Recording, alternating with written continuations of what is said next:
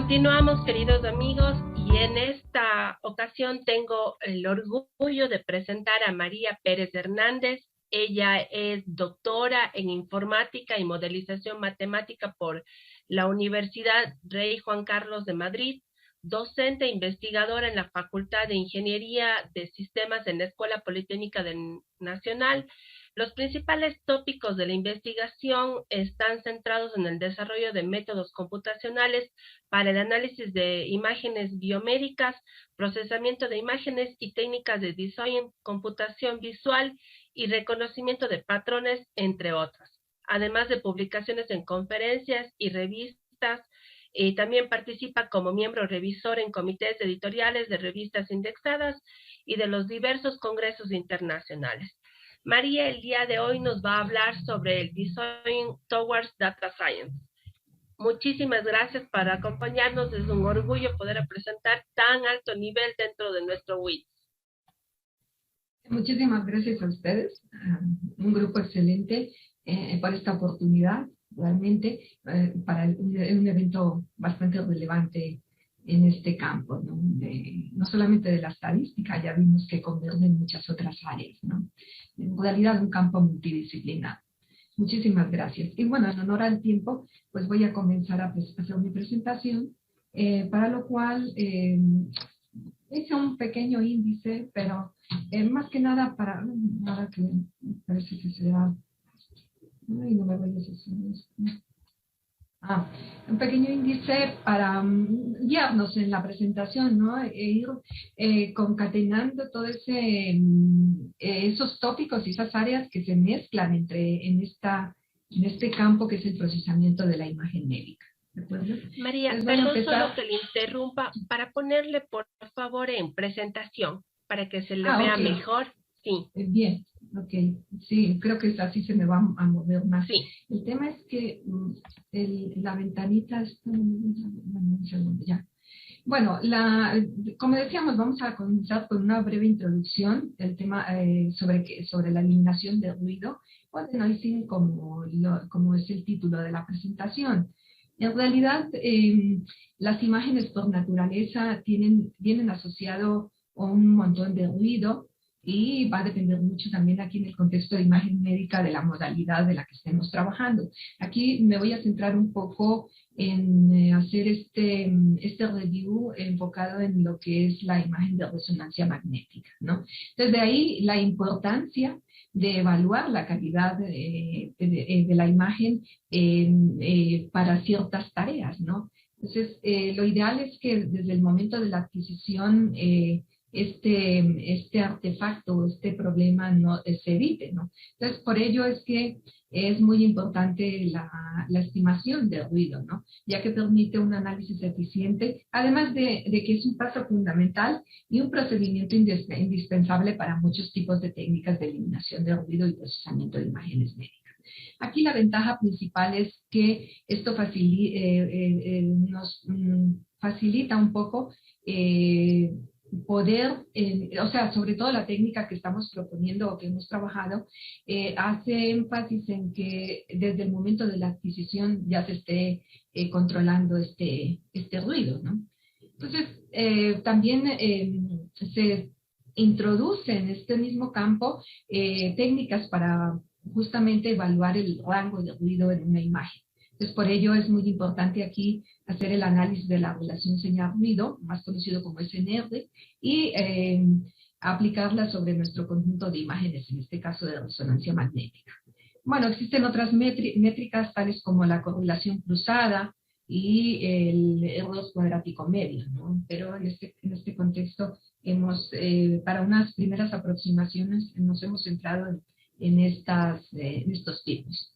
Bueno, ¿y qué es el Data Science? Ya que lo estamos trasladando desde el denoising a la Data Science o el procesamiento de imagen a esta área, pues básicamente yo creo que ya como tal implícitamente ya lo teníamos asumido dentro del procesamiento de imagen, pero vamos a verlo como que se refiere a un área emergente de trabajo relacionado con la recopilación, preparación, análisis visualización, gestión y conservación de grandes colecciones de información. Un poco esos conceptos que ya en las anteriores presentaciones se han mencionado.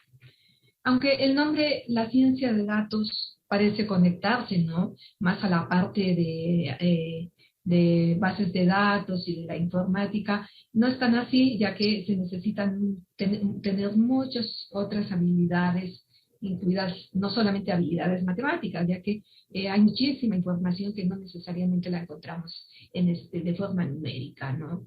Y por ello, pues, decimos que la ciencia de datos incluye el análisis de datos como un componente importante del conjunto de habilidades requeridas para muchos trabajos en esta área. Y un breve estudio de caso del sistema de punto de venta. Ahí nos podemos ver, ¿no?, lo complejo que es esto y el desafío que conlleva justamente trabajar la ciencia de los datos. Los científicos de datos juegan un papel activo en el trabajo de diseño, implementación de 4 áreas que están muy relacionadas. Entre ellas está la arquitectura de datos, la adquisición de datos, el análisis de datos y el archivo de datos. Y bueno, las habilidades clave destacadas por el breve estudio que mencionábamos anteriormente incluye habilidades de comunicación, habilidades de análisis de datos y habilidades de relacionamiento ético. Vamos a poner un ejemplito en el que queremos encontrar las frecuencias de palabras en un glosario de Shakespeare. Entonces vemos que si bien los científicos de datos profesionales necesitan habilidades con las matemáticas y las estadísticas, gran parte de los datos, como decíamos también anteriormente, no se encuentran estructurados y no son numéricos. Vamos a poner el ejemplo de también una página web, ¿no?, llena de fotografías y mensajes corto entre amigos. Ahí vemos que la parte matemática pues no necesariamente está presente, ¿no? Y bueno, aquí lo que mencionamos anteriormente de lo que son los datos no estructurados, básicamente son datos que no necesariamente los encontramos ordenados en filas y columnas, ¿no?, como por ejemplo si hemos trabajado en una hoja de cálculo, ¿no? Bueno, en resumen, cualquier cosa puede ser información útil una vez que los datos son medidos, cuantificados, almacenados y analizados. Entonces ya contarían como datos. Por ejemplo, en la imagen que es en el campo en el que lo estamos revisando, que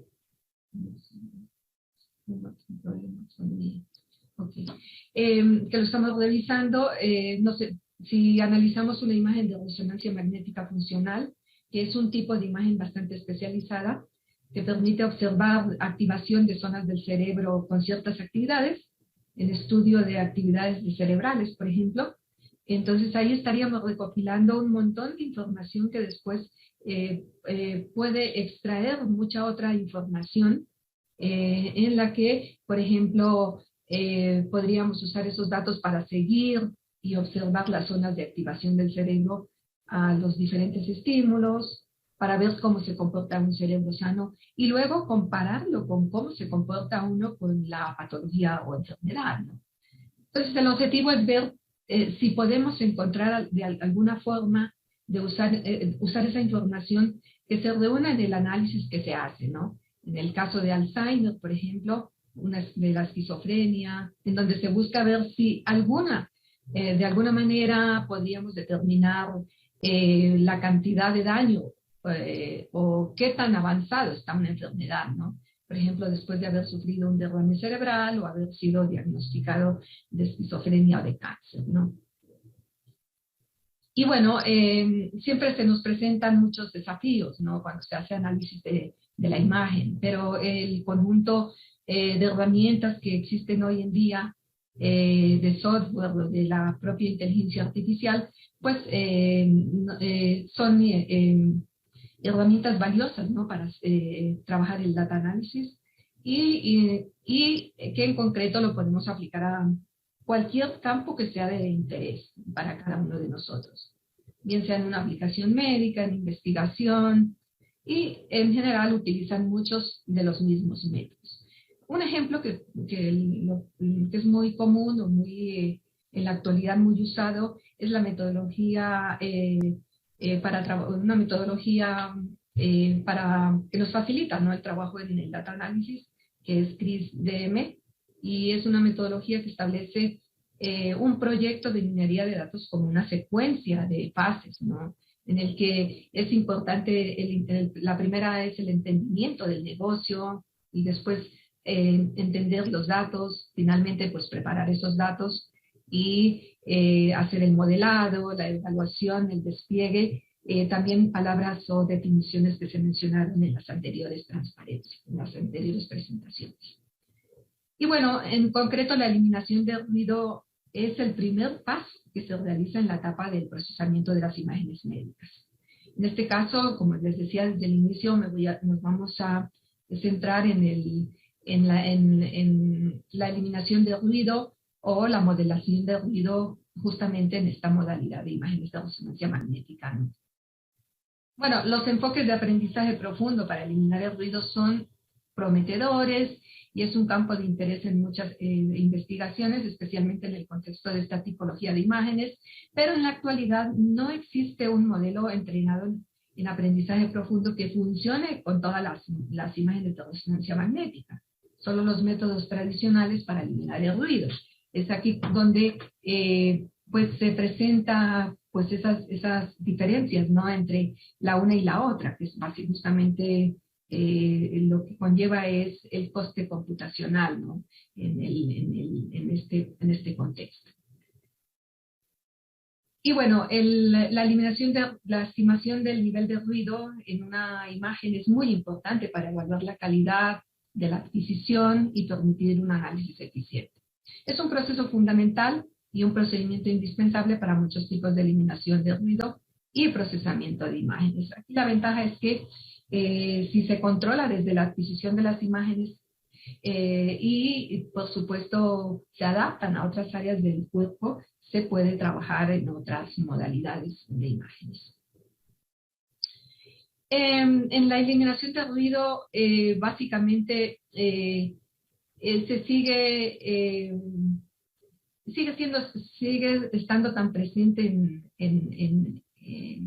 aunque se ha estudiado mucho, sigue estando presente ahí en el dominio del procesamiento de imágenes, ¿bien? Y en general, pues tiene como objetivo principal recuperar imágenes ruidosas a su versión original limpia, que pueden estar formulada como que la imagen con el ruido es igual a I igual a X más N, donde X es la imagen original deseada y el N es el ruido que se le ha añadido, que la mayoría pues tiende a tener una especie de ruido que se conoce como ruido gaussiano blanco aditivo. En este contexto existen muchos métodos de eliminación de ruido que se originan o se aplican en diferentes disciplinas, entre ellos una lista grande que tenemos aquí, los basados en filtrado, los basados en difusión, los métodos basados en representación dispersa, los basados en similitud y como no podía ser de otra manera, también las redes neuronales. Y algunas técnicas muy especializadas para eliminar el ruido en las imágenes de resonancia magnética son el suavizado gaussiano, el filtrado bilateral, la difusión anisotrópica y técnicas de coincidencia de bloques y de filtrado 3D.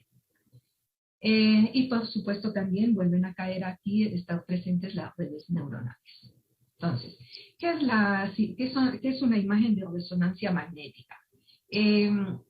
Las imágenes de resonancia magnética nuclear es una herramienta especialmente indicada para visualizar las estructuras internas del cuerpo humano y en concreto para las distintas, digamos, estudios que se hagan en el cerebro, tenemos varias modalidades, como es la imagen de resonancia anatómica, la vascular, la bioquímica, muy apropiada para el estudio de la estructura molecular de macromoléculas o conocidos como aminoácidos en alta resolución.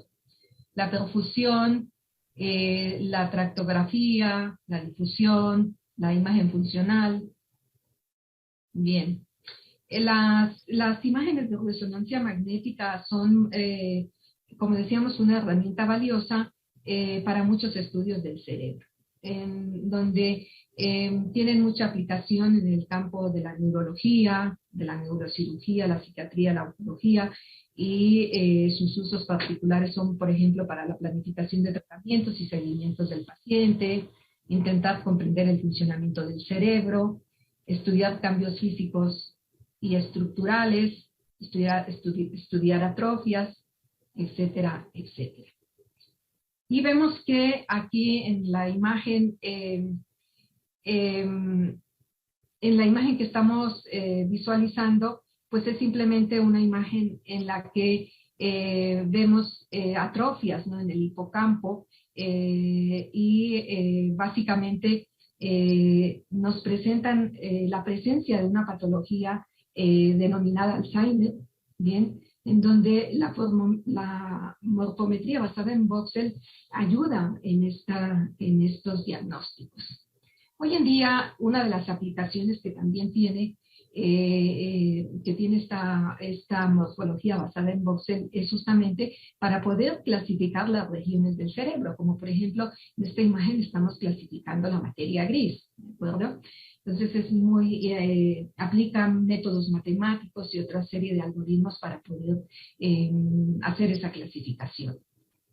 Bien. En general, las imágenes de resonancia magnética tienen incluido muchísimos problemas. Entre esos problemas podemos encontrar las inhomogeneidades, ¿bien?, que lo que vemos es que son imágenes que tienen distintos niveles de gris en sí mismo, y eso hace que el diagnóstico sea más preciso por el experto, ¿no? Entonces, se presenta el ruido en forma de movimiento, que es ocasionado por el paciente, bien porque tose, bien porque respira, múltiples causas, ¿no?, que lo originan.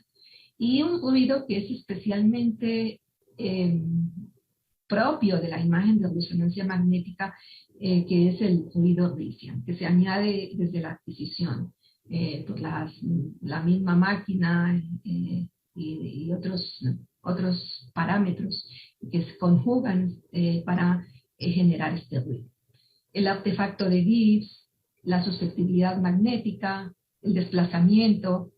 Bien, con todos estos problemas hay que hacer algo. Entonces es cuando entra en juego la etapa del procesamiento de las imágenes. Entonces la imagen de resonancia magnética pues atraviesa por todas estas etapas de procesamiento, en la que se inicia desde la adquisición, teniendo la imagen desde ahí, ya empezamos a tener conflicto, problemas en la adquisición. Entonces desde ahí surgen que hay que solucionar ese problema y hacer que esa imagen sea entendible y el médico pueda diagnosticar de mejor manera, quitándole esos distintos artefactos, esos problemas que mencionábamos anteriormente. Entonces, en la etapa en la subetapa del procesamiento, hacemos muchos otros procesos, como es, por ejemplo, la reconstrucción y correcciones, el spool stripping, que es quitar, digamos que el cerebro es como una nuez, ¿no? Entonces es quitar esa capa de la nuez que hace que no hagamos un análisis perfecto, ¿no? Los filtrados, el denoising, el realce y la normalización. La normalización básicamente es poner a la imagen en unos niveles de gris o de rango de niveles de color establecidos ya por la ciencia, que dice que son ideales para poder observar ciertas cosas, ¿no? Y bueno, la siguiente etapa pues es la etapa viene la etapa de la segmentación. Una vez que hemos puesto nuestra imagen en condiciones, Y luego viene la etapa de lo que es la clasificación, la caracterización, donde entran en juego una serie de estadísticos para poder concluir, ¿no? Los detalles que se hayan encontrado en la imagen. Finalmente, pues viene la verificación y la validación. Y bueno, el denoising en este contexto de las imágenes puede trabajarse desde distintos caminos.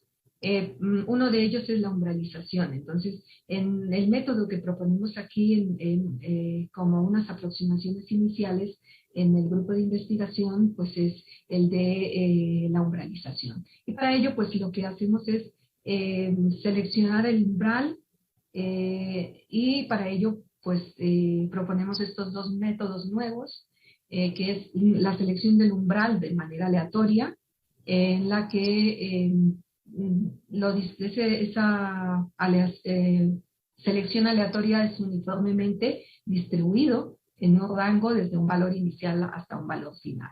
Y luego toda la información o la distribución que me proporciona el histograma de la imagen, de los valores de los coeficientes de detalle de un árbol en una descomposición que hacemos en un dominio que se denomina el dominio de las wirings, pero básicamente empaquetadas en 2D, ¿no? Entonces, ahí en este diagrama podemos ver las etapas por las que atraviesa el método propuesto y para finalmente ver que cada uno de estas etapas en las que ha incursionado la imagen desde que ha salido de la máquina de adquisición, cómo se ha ido transformando hasta dejar una imagen libre de ruido, ¿no? Aquí lo vemos como una especie de volumen, dado que la imagen que sale aquí de esta máquina pues es una serie de lonchas que en realidad ese conjunto de lonchas conforman el cerebro y por ello es que hablamos de un volumen, ¿no?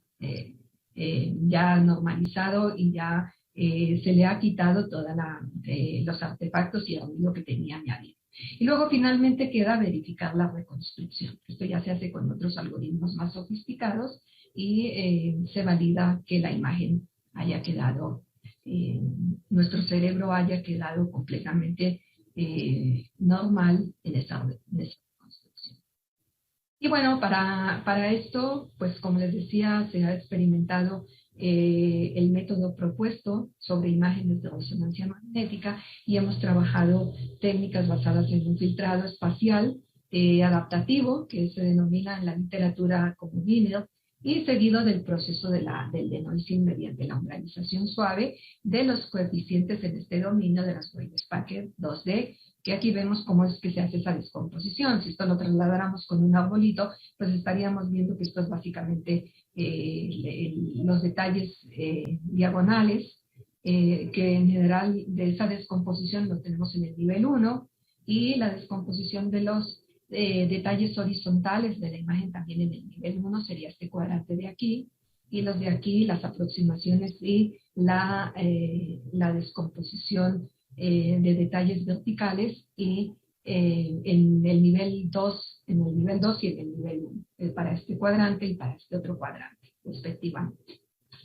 Bien, entonces, bueno, y ahí ya centrándonos no solamente en las técnicas más tradicionales, sino ya yendo a las redes neuronales, tenemos el denoising de los autoencoders o los autoencoders. Básicamente son una función de reconstrucción especificada de la siguiente forma, como un R de X igual al F sub D, factor de F sub D de X, donde el FDD es básicamente la decodificación, el FD es la descodificación, dicho de otro modo, en este modelo. Y el modelo busca pues minimizar el ruido presente en la imagen, el ruido que se le ha añadido es un tipo de ruido gaussiano y que una vez que aprende, la red neuronal aprende y va generando estas distintas etapas que vemos en la imagen, hasta finalmente nuevamente reconstruir esa imagen que se le ha pasado aquí como el X, pero ya sin el ruido, una salida de ruido, ¿no? En general, estas técnicas de autoaprendizaje son técnicas de autoaprendizaje supervisado, no de aprendizaje no supervisado. Bien. Aquí vemos que en este ejemplo se ha pasado un 4 teóricamente, valga la pena decir que en este tipo de autoencoders los podemos ver como hacer una especie de clasificación, y por eso aquí vemos una de las clasificaciones que es el bottleneck, es como un cuello de botella, ¿no? En donde lo que vemos aquí es el resultado, ¿no? De haber aplicado ese denoising en el contexto de los autoencoders. Lo que tenemos es que aquí vemos nuestra imagen que ha sido tomada de una base de datos de números, donde se les ha añadido ruido, y aquí vemos cómo ese denoising lo ha solucionado. Es una imagen completamente nítida en la que se ha eliminado ese ruido, ¿no? Otra de las cosas que podemos decir aquí que en la reconstrucción que hace el data denoising,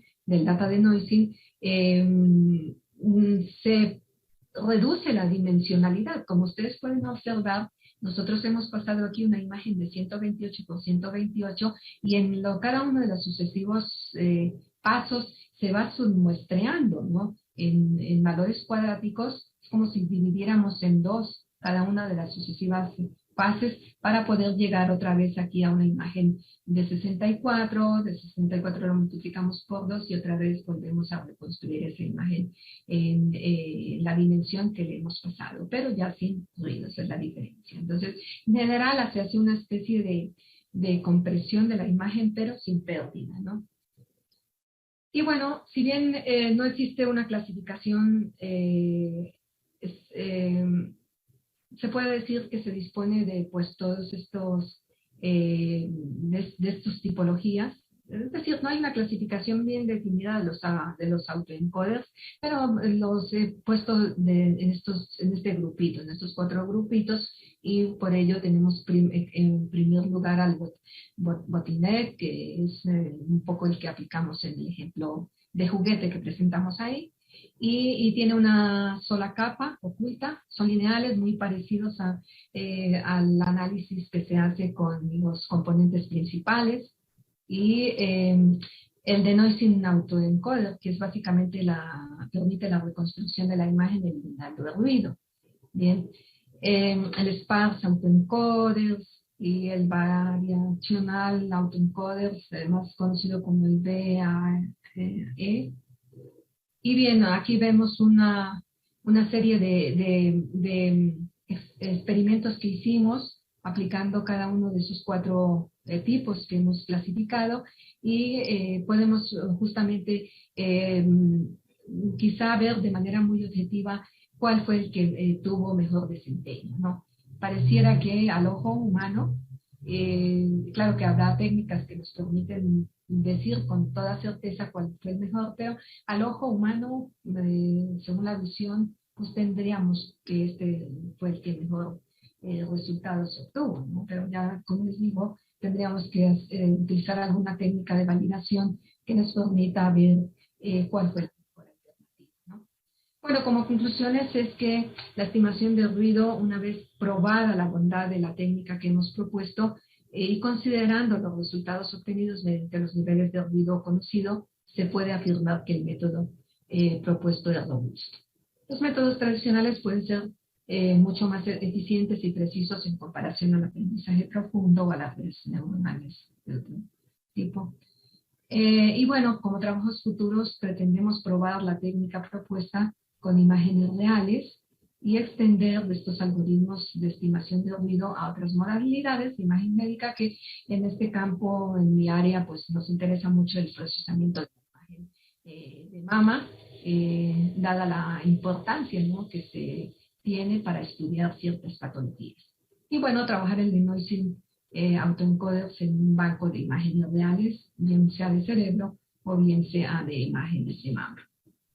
Muchísimas gracias. Esta es toda mi presentación. Muchísimas gracias, María. Hemos aprendido técnicas diferentes y se puede ver que todos los métodos que están proponiendo, la implementación con redes neuronales, nos puede ayudar un montón. Tenemos diferentes preguntas para su trabajo que nos ha presentado el día de hoy. Primero nos hacen una consulta de que si solo están aplicando para el cerebro.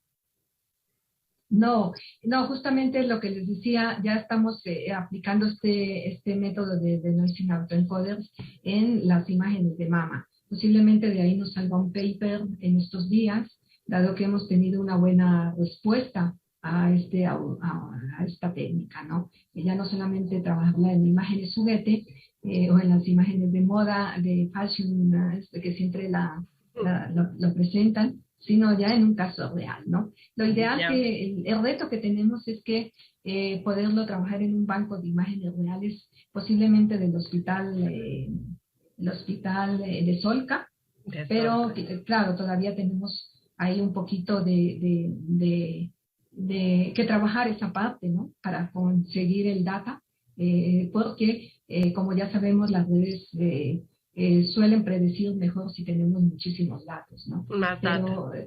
Sí, mucha más data. Entonces ese es un poco el reto y lo que nos tiene un poquito ahí todavía a la expectativa, ¿no?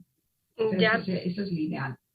Otra consulta que nos hacen, ¿cuánto afecta el tamaño de la imagen para aplicar el método que usted está proponiendo? Esa es una excelente pregunta porque esa es la lucha que tenemos todos los días en mi campo, en mi grupo de investigación.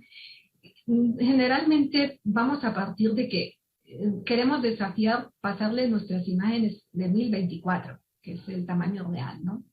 Y hemos hecho una prueba con un banco de datos pequeñitos y no queremos llevarlo hacia 64 ni a 32, sino pasarlo con nuestro tamaño normal, ¿no? De la imagen. Y hemos logrado unos buenos tiempos. Aquí el desafío es justamente el coste computacional, pero bueno, siempre yo discrepo esto de que el coste computacional es un impedimento, pero no, hoy en día, mira, si no trabajamos en el servidor de X, trabajamos en la nube, trabajamos quizá en el futuro en la nieve, ¿no? Entonces eso es lo que nos tiene como ventaja este campo, ¿no? Entonces, ahí estamos en ello. Ojalá podamos desafiar, ¿no? Esa idea que tenemos de que no queremos submuestrear nuestra imagen. Ya, tengo dos preguntas más y con esto cierro. Es sobre la métrica que usan. ¿Usan entropía o netamente usan la evolución humana? Creo que usamos un mix de varias cosas. La entropía, por un lado, nos ayuda a ver, por ejemplo, en la descomposición que hacemos en el dominio de las wireless, ahí manejamos un poco, trabajamos la entropía, nos basamos en entropía, ¿no? Entonces, como que está presente en varias de las cosillas que hemos hecho. En varias de las técnicas que hemos hecho. Ya.